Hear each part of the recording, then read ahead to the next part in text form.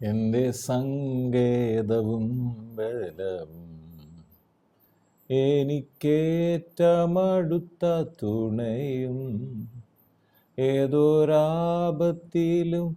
ഏതു നേരത്തിലും എനിക്കെന്നും എൻ ദൈവമത്രേ.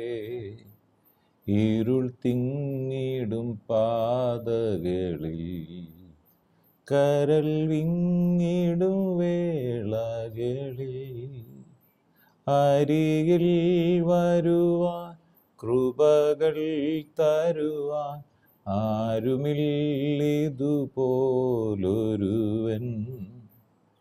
എൻ്റെ സങ്കേതവും ബലവും എനിക്കേറ്റമടുത്ത തുണയും ഏതൊരാപത്തിലും ഏതു നേരത്തിലും എനിക്കെന്നും എൻ ദൈവമത്രേ. ഇത്ര നല്ലവനാം പ്രിയനേ ഇധരയിൽ രുചിച്ചറിവാൻ ഇടയായതിനാ ഒടുവിൽ വരെയും ഇനി എനിക്കെന്നും താൻ മതിയാ. എൻ്റെ സങ്കേതവും ബലവും എനിക്കേറ്റമടുത്ത തുണയും ഏതൊരാപത്തിലും ഏതു നേരത്തിലും എനിക്കെന്നും എൻ ദൈവമത്രേ. ഏതൊരാപത്തിലും ഏതു നേരത്തിലും എനിക്കെന്നും എൻ ദൈവമത്രേ. വീണ്ടും വരുന്ന യേശു ക്രിസ്തുവിൻ നാമത്തിലുള്ള സ്നേഹവന്ദനങ്ങളെ എല്ലാ പ്രിയപ്പെട്ടവരും ഈ സമയത്ത് അറിയിക്കുന്നു. 1 പത്രോസ് 5-ാം അധ്യായം 7-ാം വാക്യം ഇങ്ങനെ പറയുന്നു: അവൻ നിങ്ങൾക്കായി കരുതുന്നതാകയാൽ നിങ്ങളുടെ സകല ചിന്താകുലവും അവൻ്റെ മേൽ ഇട്ടുകൊള്ളി. കർത്താവ് നിങ്ങൾക്ക് വേണ്ടി കരുതുന്നുണ്ട്, അത് മറന്നു പോകരുത്. അതുകൊണ്ട് നമ്മുടെ ചിന്താഭാരങ്ങൾ കർത്താവിൻ്റെ മേൽ ഇട്ടുകൊള്ളുവാൻ ദൈവ വചനം നമ്മെ പ്രബോധിപ്പിക്കുന്നു. സകല ചിന്താകുലവും. മത്തായി എഴുതിയ സുവിശേഷം, വിശുദ്ധ മത്തായി എഴുതിയ സുവിശേഷം 6-ാം അധ്യായം 25 മുതലുള്ള വാക്യങ്ങൾ ഇങ്ങനെ പറയുന്നു. അവിടെയും ആകുല ചിന്തയെക്കുറിച്ചും ദൈവ ആശ്രയത്തെക്കുറിച്ചുമാണ് പറയുന്നത്. അതുകൊണ്ട് ഞാൻ നിങ്ങളോട് പറയുന്നു, എന്തു തിന്നും എന്തു കുടിക്കും എന്ന് നിങ്ങളുടെ ജീവനായിക്കൊണ്ടും എന്ത് ഉടുക്കും എന്ന് ശരീരത്തിനായിക്കൊണ്ടും വിചാരപ്പെടരുത്. വിചാരപ്പെടുന്നത് ദൈവത്തിന് ഇഷ്ടമല്ല. എന്നിട്ട് പറയാണ്, ആഹാരത്തെക്കാൾ ജീവനും ഉടുപ്പിനേക്കാൾ ശരീരവും വലുതല്ലയോ? ആകാശത്തിലെ പറവകളെ നോക്കുവിൻ, അവ വിതയ്ക്കുന്നില്ല, കൊയ്യുന്നില്ല, കളപ്പുരകളിൽ കൂട്ടി വയ്ക്കുന്നതുമില്ല, എങ്കിലും സ്വർഗസ്ഥനായ നിങ്ങളുടെ പിതാവ് അവയെ പുലർത്തുന്നു. എന്നിട്ട് പറയാം, അവയേക്കാൾ നിങ്ങൾ ഏറ്റവും വിശേഷതയുള്ളവരല്ലയോ? വിചാരപ്പെടുന്നതിനാൽ തൻ്റെ നീളത്തോട് ഒരു മുഴം കൂട്ടുവാൻ നിങ്ങളിൽ ആർക്ക് കഴിയും? ഉടുപ്പിനെക്കുറിച്ച് വിചാരപ്പെടുന്നതും എന്ത്? എന്നിട്ട് പറയാണ്, വയലിലെ താമര എങ്ങനെ വളരുന്നു എന്ന് നിരൂപിപ്പീൻ. അവ അധ്വാനിക്കുന്നില്ല, നൂൽക്കുന്നതുമില്ല. എന്നാൽ ശലോമോൻ പോലും തൻ്റെ സർവ്വമഹത്വത്തിലും ഇവയിൽ ഒന്നിനോളം ചമഞ്ഞിരുന്നില്ല എന്ന് ഞാൻ നിങ്ങളോട് പറയുന്നു. ഇന്നുള്ളതും നാളെ അടിപ്പിലിടുന്നതുമായ വയലിലെ പുല്ലിനെ ദൈവം ഇങ്ങനെ ചമയ്ക്കുന്നുവെങ്കിൽ അല്പവിശ്വാസികളെ നിങ്ങളെ എത്ര അധികം. ആകയാൽ നാം എന്തു തിന്നും എന്തു കുടിക്കും എന്തുടുക്കും എന്നിങ്ങനെ എന്ത് ചെയ്യരുത്?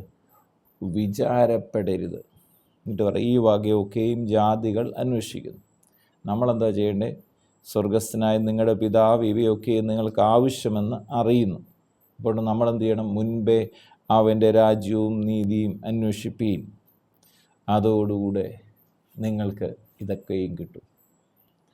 ദൈവരാജ്യത്തെക്കുറിച്ച് അന്വേഷിക്കണം. എന്താ പറയുക, അതുകൊണ്ട് നാളേക്കായി വിചാരപ്പെടുകരുത്. നാളത്തെ ദിവസം തനിക്കായി വിചാരപ്പെടുമല്ലോ, അത് ദിവസത്തിന് അന്നന്നത്തെ ദോഷം മതി. എന്നെ കേൾക്കുന്ന പ്രിയപ്പെട്ടവരെ, കർത്താവ് പറയാണ്, കർത്താവ് നമുക്ക് വേണ്ടി കരുതുന്നുമുണ്ട്. എന്നെ കേൾക്കുന്ന നമ്മുടെ ഓരോരുത്തരെയും സകല ചിന്താകുലവും ഇന്ന് കർത്താവിൻ്റെ മേൽ ഇട്ടുകൊള്ളുവാൻ ദൈവത്തിൻ്റെ വചനം നമ്മെ ഓർപ്പിക്കുന്നു. ഫിലിപ്പിയർക്ക് എഴുതിയ ലേഖനം 4-ാം അധ്യായത്തിൽ പറയുകയാണ്, 6-ാം വാക്യത്തിൽ ഇങ്ങനെ പറയുന്നു, ഒന്നിനെക്കുറിച്ചും വിചാരപ്പെടരുത്. എന്നിട്ട് പറയാം, എല്ലാറ്റിനും പ്രാർത്ഥനയാലും അപേക്ഷയാലും നിങ്ങളുടെ ആവശ്യങ്ങൾ സ്തോത്രത്തോടെ ദൈവത്തെ അറിയിക്കുക അത്രേ വേണ്ട. നമ്മുടെ പ്രാർത്ഥന ആവശ്യമില്ല, എന്ത് ചെയ്യണം?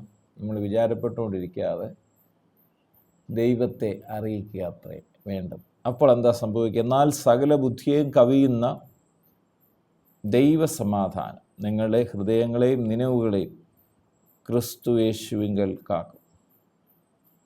എന്തൊക്കെ നമ്മൾ ചിന്തിക്കണം എന്നൂടെ ഈ ഭാഗത്ത് പറയാം. നമ്മുടെ വലിയ സഹോദരന്മാരെ, സത്യമായത് നമ്മൾ ചിന്തിക്കണം, ഘനമായത് ചിന്തിക്കണം, നീതിയായതൊക്കെയും രമ്യമായതൊക്കെയും സൽകീർത്തിയൊക്കെയും സൽഗുണമോ പുകഴ്ചയോ അതൊക്കെയും ചിന്തിച്ചുകൊള്ളു.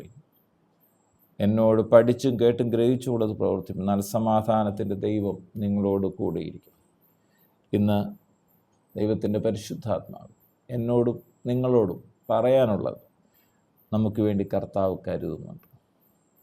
അതുകൊണ്ട് സകല ചിന്താകുലവും ഇന്ന് കർത്താവിൻ്റെ മേലിട്ടുകൊള്ളാം. പിതാവെ, പ്രാർത്ഥിക്കുന്നു യേശു ക്രിസ്തുവിൻ നാമത്തിൽ ഇന്ന് ഞങ്ങൾക്ക് വചനം കേൾക്കുമ്പോൾ ഞങ്ങൾക്ക് വലിയൊരു ധൈര്യം ഉറപ്പും കർത്താവ് തരുന്നതിനായി സ്തോത്രം.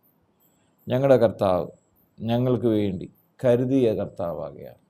അതുകൊണ്ട് സകല ചിന്താകുലവും ഇന്ന് കർത്താവിൻ്റെ മേലിടാൻ, ധൈര്യത്തോടെ ജീവിതത്തിൽ മുന്നേറാൻ ഈ ദിവസങ്ങളിൽ ഞങ്ങളെ സഹായിക്കണമെന്ന് പ്രാർത്ഥിക്കുന്നു. എന്നെ കേൾക്കുന്ന രോഗികൾ ഇപ്പോൾ തന്നെ യേശു ക്രിസ്തുവിന് അടിപ്പിണരുകളാൽ സൗഖ്യം പ്രാപിക്കട്ടെ. ഹൃദയഭാരങ്ങൾ മാറിപ്പോകട്ടെ, ആകുല ചിന്തകൾ മാറട്ടെ, ഭയങ്ങൾ മാറിപ്പോകട്ടെ. കർത്താവായ യേശു ക്രിസ്തുവിൻ്റെ മഹത്വം ഓരോ വ്യക്തി ജീവിതങ്ങളും വ്യാപരിക്കട്ടെ. പ്രാർത്ഥിച്ച് അനുഗ്രഹിക്കുന്നു. സകല മഹത്വം ഓർക്കപ്പെട്ട കുഞ്ഞാടിന് യേശുവിൻ പൊന്നുനാമത്തിൽ പിതാവേ, ആമേൻ.